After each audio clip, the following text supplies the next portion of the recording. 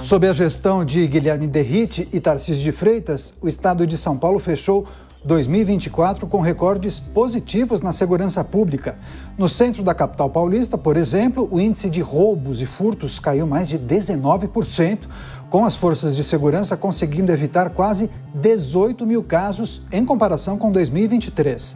Já toda a cidade de São Paulo registrou também o menor número de roubos de veículos da história, além dos agentes conseguindo recuperar mais de 20 mil carros.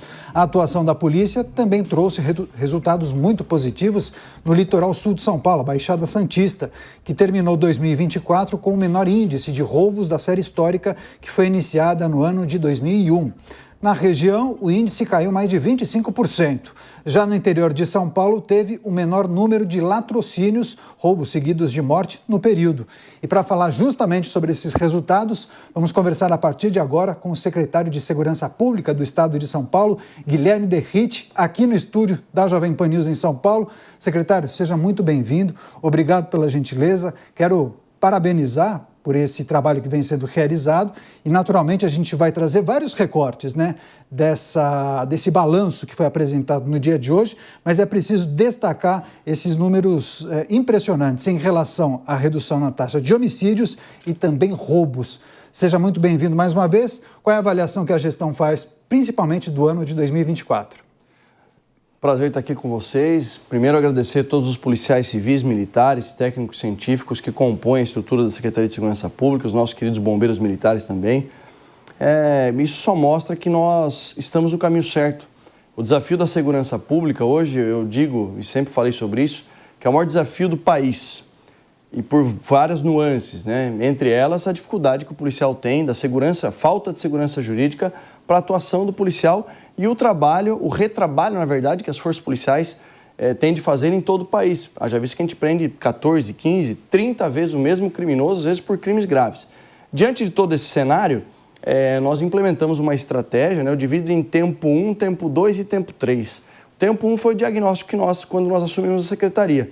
Um centro de São Paulo extremamente violento, perigoso, com números alarmantes de roubos, de homicídios. Baixada Santista, onde o crime organizado, infelizmente, tentava criar um território paralelo e eram os maiores problemas do Estado. E aí a falta, o déficit de efetivo muito grande, a pouca valorização dos profissionais da segurança pública. Então, esse era o tempo 1. No tempo 2, a gente conseguiu autorização do governador Tarcísio de Freitas para recontratação, para novos concursos policiais. Demos posse ao maior concurso da história da Polícia Civil. Contratamos, nesses 2 anos, mais de 9.300 policiais civis e militares para as instituições. Conseguimos integrar, acoplar tecnologia também no serviço policial. E aí é óbvio que a questão da governança e a estratégia de posicionar as forças policiais com base nos dados, né, em evidências e das análises criminais, proporcionaram para nós agora esse diagnóstico real e essa redução seguida, né, 2 anos seguidos de redução, principalmente nos crimes mais graves, homicídios e crimes de roubo. Secretário de Segurança Pública do Estado de São Paulo, Guilherme Derrite, conversando ao vivo com a gente nesta edição de Os Pingos nos Is. Claro, em destaque, o balanço da segurança pública no ano de 2024. Há vários recortes, a gente vai trazer aqui muitas informações, analisar com os nossos comentaristas, ou chamá-los, inclusive, para a gente ampliar essa discussão. Roberto Mota, ao vivo no Rio de Janeiro. Mota, seja bem-vindo, ótima noite a você. Guilherme Derrite à disposição aqui com a gente. Boa noite. O senhor foi policial, depois foi eleito deputado, atuou como legislador e agora é secretário de Segurança. Qual dessas missões foi a mais difícil? Sem dúvida alguma, a missão como secretário de Segurança Pública. Não que seja fácil ser deputado ou ser policial. Policial é a vocação, é quem nasce querendo defender as pessoas. Agora, o mais difícil é ser secretário, porque a gente sabe o que pode ser feito e o que vai melhorar de fato a vida tanto do policial quanto da população. E a maior barreira é justamente a falta de segurança jurídica, a insegurança jurídica, o excesso de benevolência que a legislação permite para o criminoso no Brasil. Então, eu falo sempre, Mota, que a reforma trabalhista foi realizada no governo Temer, reforma previdenciária foi realizada, tributária com algumas nuances aí, contrárias, uns favoráveis, outros não, da maneira como ela foi posta, mas a reforma do sistema de justiça criminal, também conhecida como reforma da segurança pública, é a mais importante. Por isso que a missão de ser secretário acaba sendo a mais difícil, porque a gente sabe qual é o caminho ideal para que o país não seja mais o país da impunidade. Chamar agora o Cristiano Beraldo, todos em tela aqui. Luiz Felipe Dávila, Roberto Mota, Cristiano Beraldo. Passar a bola para o Beraldo, vai fazer a pergunta para o secretário. Bem-vindo, Beraldo. Obrigado, Caneto. Secretário, um prazer estar aqui com o senhor e trazer para a nossa audiência a oportunidade de ouvir da fonte do senhor que vem fazendo esse trabalho extremamente importante em defesa da população de São Paulo, combatendo o crime organizado. A minha pergunta para o senhor vai no sentido de entender e trazer esse esclarecimento para a nossa audiência, até que ponto vai o trabalho da polícia e como é que é o papel do Ministério Público e do Judiciário na continuidade do trabalho feito pela polícia. Obrigado, prazer estar aqui também. Olha, dentro do sistema de justiça criminal, as forças policiais têm um papel, primeiro, a missão principal da Polícia Militar, evitar que o crime aconteça, da Polícia Civil de investigar, mas dentro da estratégia que foi posta, em especial no combate ao crime organizado aqui em São Paulo, quando as forças policiais realizam a prisão de um indivíduo, às vezes de um indivíduo de alta periculosidade, integrante de organizações criminosas, o Ministério Público, que é o titular da ação penal ali, ele tem a obrigação constitucional de oferecer a denúncia e levar isso ao conhecimento do judiciário, que vai julgar e condenar esse criminoso. Vamos supor que todo esse sistema de justiça criminal esteja funcionando perfeitamente, todo mundo bem intencionado em punir adequadamente um criminoso. Um criminoso que cometa eventualmente um crime grave como um roubo, como um homicídio, como um latrocínio. Mesmo assim, o pós-condenação, e por isso que eu falo que o problema da legislação no Brasil não é o Código Penal, e sim a Lei de Execuções Penais. O indivíduo que é condenado por um crime grave há 12 anos ou 8 anos, ele não cumpre integralmente essa pena. O que falta no Brasil é a defesa irrestrita do cumprimento da pena. Por quê? Porque os criminosos acabam cumprindo parte da pena, tem progressão de regime, aliás, antes disso, tem audiência de custódia, que a gente já viu algumas oportunidades, o próprio ministro da Justiça e Segurança Pública comemorando o índice elevado de solturas nas audiências de custódia, e isso não reverbera na população, na verdade a população fica revoltada com isso, e tivemos alguns casos aqui em São Paulo de sequestradores, 4 sequestradores que foram liberados 24 horas depois de uma audiência de custódia. Então, tem a progressão de regime, tem visita íntima, tem auxílio reclusão e tinha a saída temporária, que eu tive o privilégio lá e a honra, depois de quase 6 anos, de acabar com ela no Poder Legislativo. E o Judiciário entendeu que vale para quem cometeu o crime a partir da sanção e promulgação dessa lei. Então, cada um fazendo o seu papel e fazendo bem feito, e eu posso garantir que aqui no estado de São Paulo, tanto o Ministério Público quanto o Poder Judiciário são grandes parceiros, não da segurança pública, da população paulista, porque são instituições sérias que fazem esse papel. Agora, o grande desafio é a falta de segurança jurídica e a legislação que, no meu ponto de vista, não é adequada. Os desafios da segurança pública em São Paulo e também no Brasil, o secretário de Segurança Pública aqui, Guilherme Derrite, conversando ao vivo com a gente. Sua vez, Luiz Felipe Dávila. Boa noite, Dávila.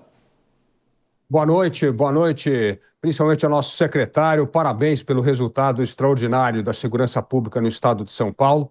E aqui eu sempre gosto de lembrar a nossa audiência, secretário, que a estratégia da polícia paulista, com essa integração de inteligência, com policiamento ostensivo, com políticas preventivas, é que, na verdade, é responsável por esse ótimo resultado de coordenação do trabalho das polícias que o senhor vem fazendo.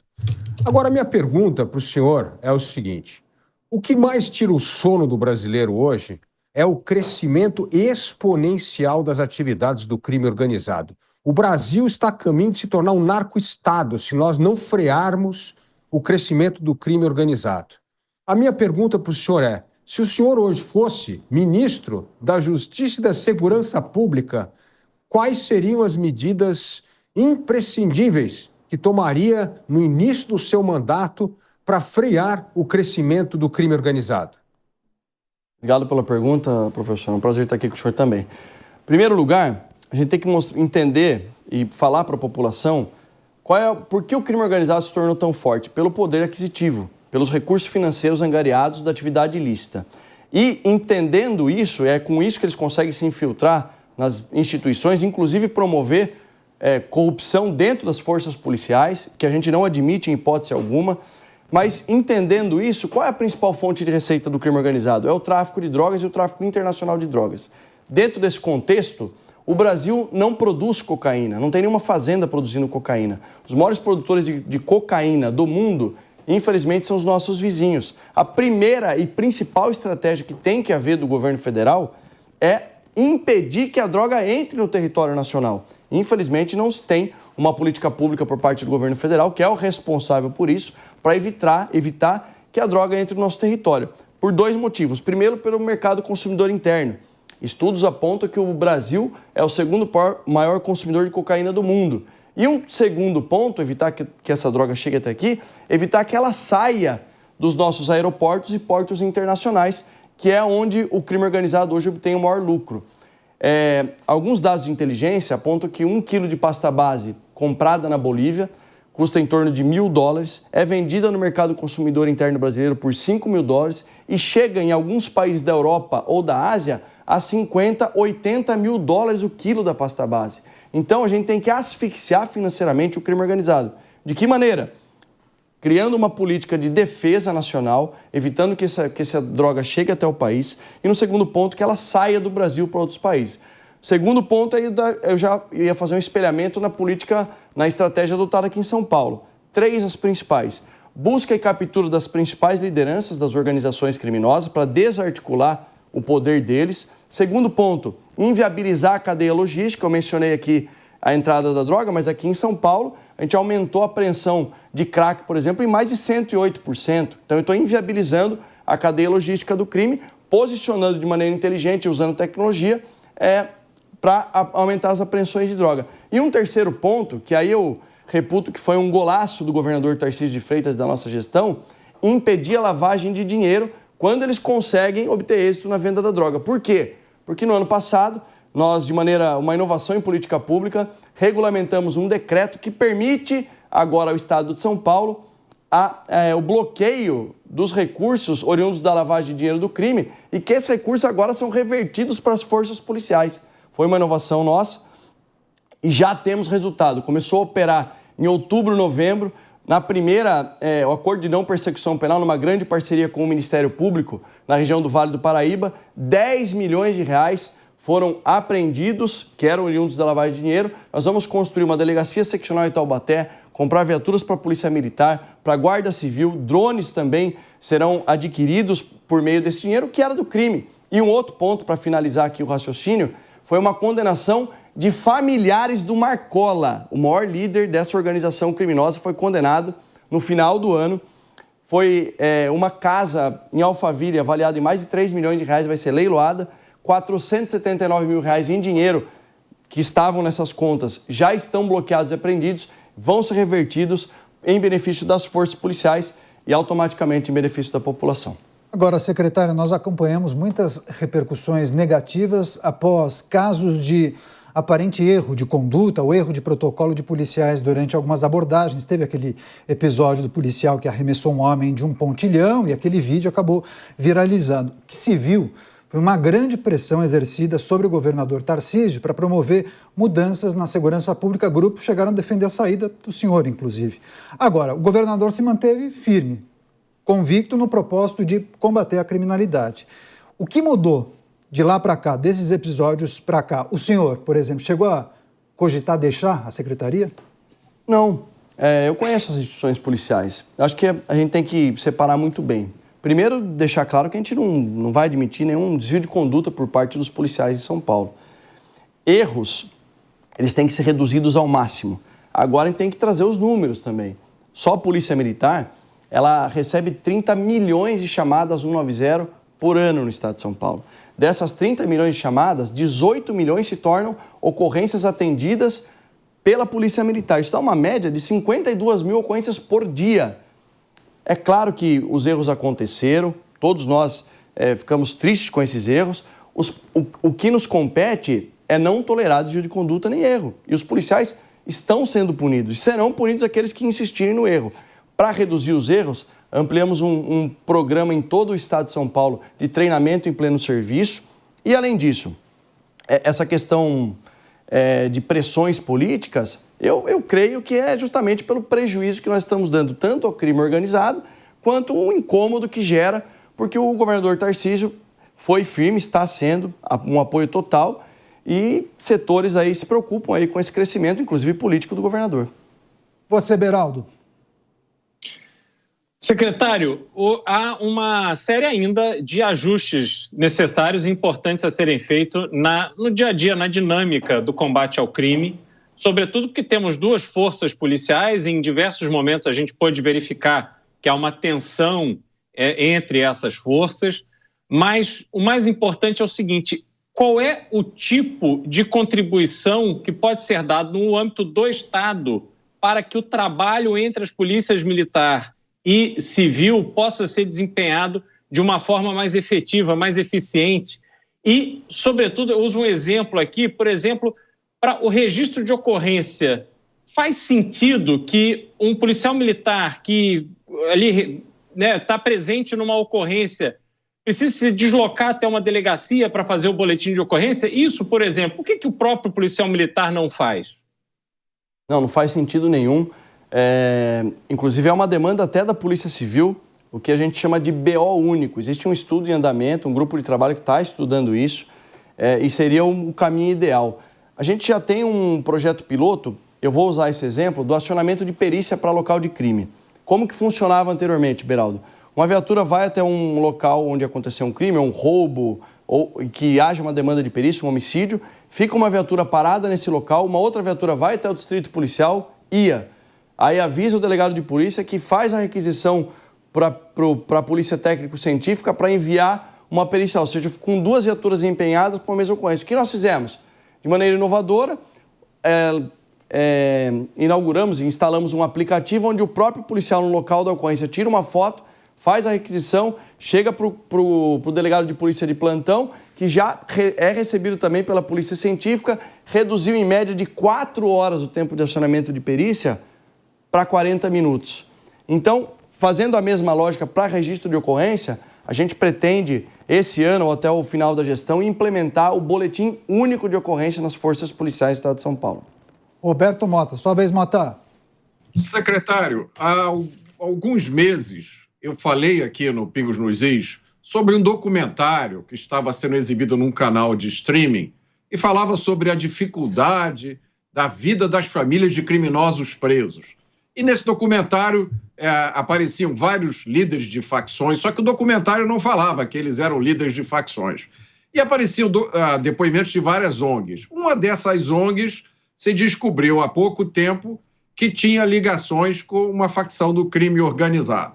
Eu já falo há muito tempo aqui sobre esse ecossistema de ONGs que existe no Brasil, que pauta a discussão sobre segurança pública, parece que pauta também as discussões no Congresso, faz um lobby a favor de mais benefícios para criminosos e sempre atacando a polícia. A polícia só é colocada de uma forma negativa. Inclusive, tem uma dessas ONGs que, se a gente for lá no relatório delas, está lá a missão delas. Ela fala com todas as letras, que ela está vigiando o governo de São Paulo, que essa é a missão, é denunciar as coisas que a polícia de São Paulo faz de errada. Eu pergunto ao senhor, o senhor acha que isso é um problema, da forma como eu estou descrevendo? E se é um problema, quem deveria lidar com essas ONGs que têm ligações com o crime? Isso é um problema da polícia? O Ministério Público deveria se envolver ou até o Congresso Nacional deveria entrar nessa história? Acho que todos, Mota. Você já trouxe a resposta intuitiva para a população. O problema do crime organizado, como mencionou também o Felipe, é um problema muito perigoso que pode avançar para que um dia o país se torne um narco-estado. Então, para todo problema complexo, tem que existir uma rede colaborativa. Isso é meio que natural. Para vocês terem uma ideia, quando nós assumimos a gestão, essa parceria que sempre existiu entre GAECO e Polícia Militar, Segurança Pública, na verdade, investigações, operações de inteligência em andamento, nós tínhamos 7 operações em andamento de inteligência monitoramento de criminosos de alta periculosidade, do crime organizado. Hoje nós temos 70 em andamento e já foram deflagradas, sob a nossa gestão, mais de 180 operações do combate ao crime organizado. O crime organizado, sentindo essa fraqueza e esse golpe duro que está sofrendo na nossa gestão, eles começam a fazer um trabalho meio que de relações públicas. Então esse documentário nada mais é do que tentar mostrar o criminoso como um coitadinho, vítima da sociedade. Nós sabemos que ele não é. A partir do momento que todos que sentarem à mesa, Ministério Público, Poder Judiciário, forças policiais, Congresso Nacional, e de maneira séria, cada um fazendo o seu papel, procurarmos entender onde cada um pode colaborar, eu tenho certeza absoluta que esse é o caminho para entregar uma segurança pública e um Brasil melhor para todos nós. Entrevista especial, Guilherme Derrite, secretário de Segurança Pública, ao vivo aqui em Os Pingos nos Is. Você, Dávila.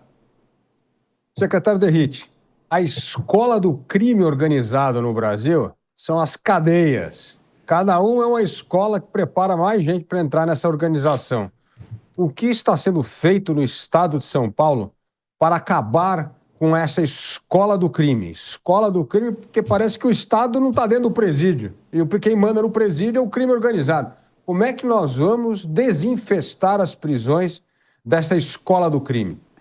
É uma excelente pergunta. Gary Becker, que escreveu a Teoria Econômica do Crime, recebeu o Nobel por isso, inclusive, ele comparou o crime como uma atividade econômica como uma outra qualquer. E para resolver, dentro desse sistema de justiça criminal, cada um com o seu papel, a gente não pode deixar essa ponta solta do sistema prisional. Em que pese eu falar com muita reserva aqui, porque dentro do Estado de São Paulo existe uma Secretaria de Administração Penitenciária com um secretário extremamente competente, que é um coronel da reserva da Polícia Militar, chamado Marcelo Streiffinger, que está fazendo um grande trabalho. Mas, de fato, isso é um problema, porque se a gente não tratar aqueles que estão cumprindo a pena pensando numa eventual ressocialização, mas não romântica, pensando em instituir força de trabalho, até ensinar uma profissão para quem está lá, porque invariavelmente ele vai voltar para a sociedade pela fragilidade da nossa legislação, igual ou pior a maneira como ele entrou, até com conexões com o crime organizado, como você mencionou, numa possível escola do crime. Então, qual é o papel do sistema prisional? Primeiro, fazer com que ele cumpra a sua pena. No meu entendimento, deveria ser uma pena integral e não parcelada ou percentual como é feita no Brasil. E nesse período que ele está lá, eu defendo e sempre defendi até como parlamentar que o preso trabalhe por dois motivos principais. Primeiro, para se autossustentar, para tirar da carga do povo, que vem dos impostos, a sustentação dos presidiários no Brasil. E no segundo ponto, para que ele aprenda uma profissão e quando saia do sistema prisional, existe uma possibilidade de ele se inserir no mercado de trabalho e não voltar para a vida delituosa. Secretário Guilherme Derrite, claro, vários compromissos, atendendo gentilmente a equipe aqui da Jovem Pan News. Para fechar, secretário, a gente precisa olhar para os próximos 2 anos, falar um pouco de perspectivas. Claro, hoje em destaque o balanço da segurança pública em 2024, há números muito importantes que trazem a resposta sobre esse trabalho que vem sendo realizado pela administração do senhor, à frente da secretaria, e também o governador Tarcísio de Freitas. Mas a gente tem observado algumas iniciativas do governo federal no sentido de dar mais poder ao governo federal no que tange a segurança pública. E vários governadores, gestores dos estados, secretários de segurança, falam em interferência, né? Teve a PEC da segurança pública que foi apresentada, também aquela portaria que define ou pelo menos orienta sobre o uso da força pelas forças estaduais. Queria, para encerrar essa entrevista, que o senhor dissesse rapidamente qual é o posicionamento do Estado de São Paulo em relação a essas diretrizes do governo federal e o que nós podemos esperar para os próximos 2 anos em relação a esse trabalho que vem sendo realizado. Só para fechar. Em relação ao governo federal, essa tentativa no meu entendimento, de invasão de competência dos governadores não vai prosperar. Nenhum governador vai aceitar. E o Congresso Nacional, para se aprovar uma PEC, tem que ter 3/5 de votos e o governo federal não tem esse quórum para votação. Amanhã eu estarei lá acompanhando a eleição do novo presidente da Câmara, como secretário de Segurança Pública, mas como deputado também, que sou licenciado. Primeiro, dizer que não tem votos. Essa tentativa de impor diretrizes de natureza obrigatória, no meu ponto de vista, é uma invasão de competência e fere de pacto federativo. Eu acho que o governo federal deveria se preocupar mais com os estados que apresentam os maiores índices de morte por 100 mil habitantes do país e, coincidentemente, são estados governados pela esquerda. Além desse fato, o que tem planejado no tempo 3 da nossa gestão, o programa Muralha Paulista, que é um grande investimento em tecnologia, vai buscar unir todas as centrais de monitoramento que já existem nos municípios e aquelas que não existem, o Estado vai investir em sensores, em câmeras e, mais do que isso, inteligência artificial acoplada para a leitura de placa de veículo roubado, para reconhecimento facial, aumentando exponencialmente a probabilidade de prisão de criminosos ou a captura de procurados. Então, o controle da mobilidade criminal é o que... Vai haver uma conexão entre esses programas, por exemplo, o Muralha com o Smart Sampa, é isso? Já existe, na verdade. Não existe Smart Sampa sem o Muralha, Entendi. Porque o convênio com a cidade de São Paulo, por exemplo, é o que proporciona essas capturas de procurados. Eles fazem as câmeras instaladas, uma brilhante iniciativa do município de São Paulo, envia para a nossa base de dados, a gente volta o alerta para ele dizendo, olha, esse indivíduo aí é procurado. O que nós vamos fazer com esse exemplo do Smart Sampa, que é o programa Muralha Paulista, o decreto assinado pelo governador no ano passado? A gente vai unir todas as boas iniciativas que já existem em municípios que não possuem, o Estado vai implementar e contratar esses serviços. Perfeito. Guilherme Derrite, a gente abre o espaço, se quiser enviar uma mensagem para o nosso público, quem acompanha a programação da Jovem Pan e a população de São Paulo.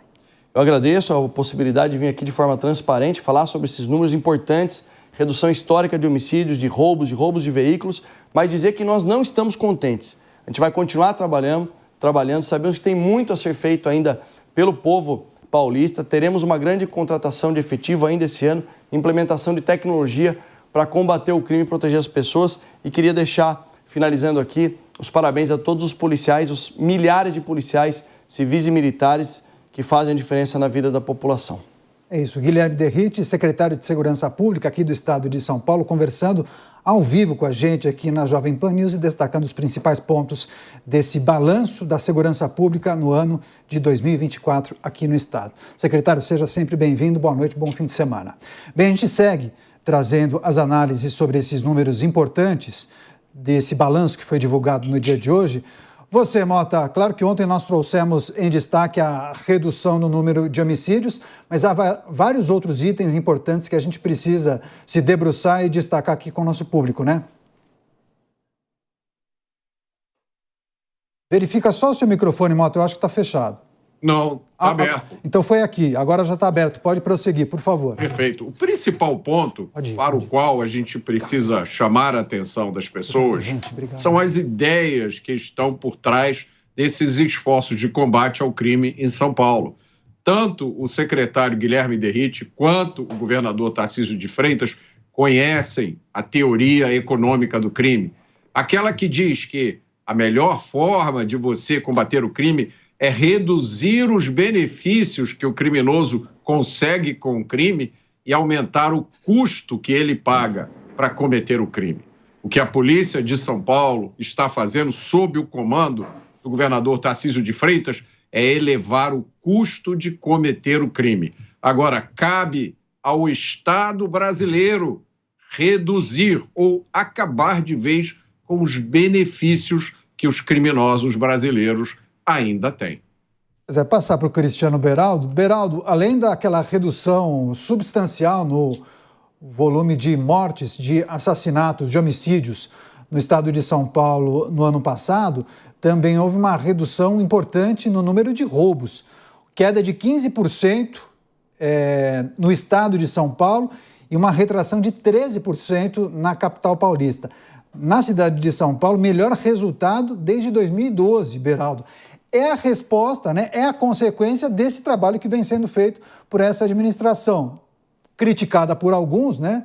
Por conta de 1, 2, 3 episódios, mas, na verdade, quando a administração traz esses números, apresenta justamente o resultado desse trabalho que vem sendo feito pela Polícia de São Paulo. Sem dúvida alguma, Caneto, com base em qualquer número que se olhe, hoje a segurança pública de São Paulo ela é muito mais efetiva, ela é muito mais eficiente do que ela era no passado. E, além disso, ela vem apresentando resultados melhores do que outros estados. Entretanto, o que a gente precisa considerar é que a situação da segurança pública no Brasil, ela é muito complicada. A criminalidade se alastrou por todos os lugares. E São Paulo não é uma ilha. São Paulo faz parte do Brasil. Então a gente tem que observar, isso eu falo do ponto de vista do público, né, do cidadão, as pessoas comuns, a nossa audiência, nós aqui.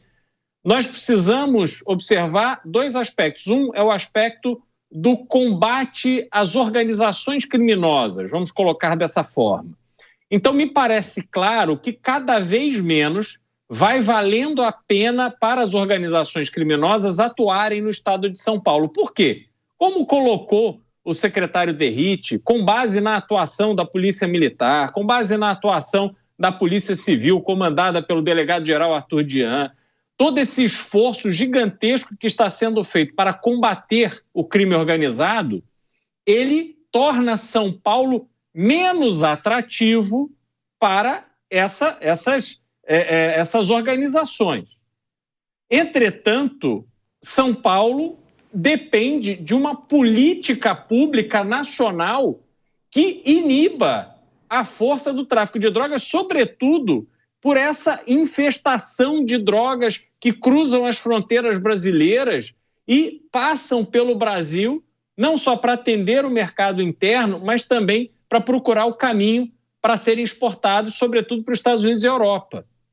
Como não há uma atuação firme, porque não há investimentos, não é nem que as forças de segurança não querem, e me refiro à Polícia Rodoviária Federal, à Polícia Federal, às polícias estaduais, não é que os policiais não querem, mas não há investimento a sério. No caso de alguns estados, não há dinheiro suficiente. Em outros casos, é simplesmente a política adotada pelas lideranças do local. E estendo esse meu comentário também à União. Então, a gente vê o crime organizado sendo combatido em São Paulo. Só que tem um outro ponto, que para nós é o mais sensível. Eu quero sair na rua falando no meu celular em São Paulo sem a preocupação de ser assaltado.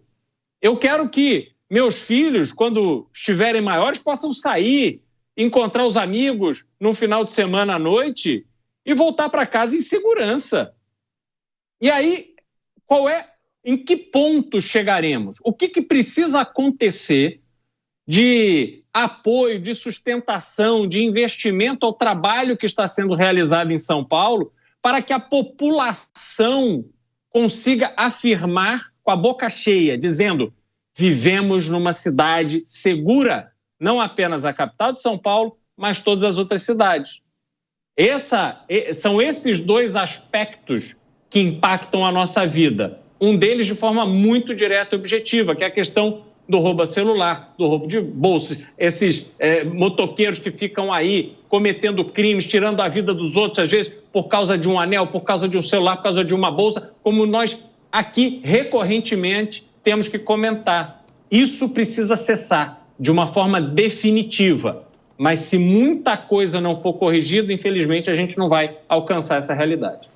Pois é, chamar o Luiz Felipe Dávila. Dávila, claro, a gente está trazendo aqui os principais destaques do balanço da segurança pública no estado de São Paulo no ano passado, 2024, e você sempre costuma dizer que é importante fazer qualquer tipo de análise em cima de dado e evidência, né? Eu acho que a gente tem justamente números importantes para se debruçar e trazer uma análise sobre o trabalho que vem sendo realizado pelo governador Tarcísio, pelo secretário Derrite, também pelos comandos das polícias aqui de São Paulo.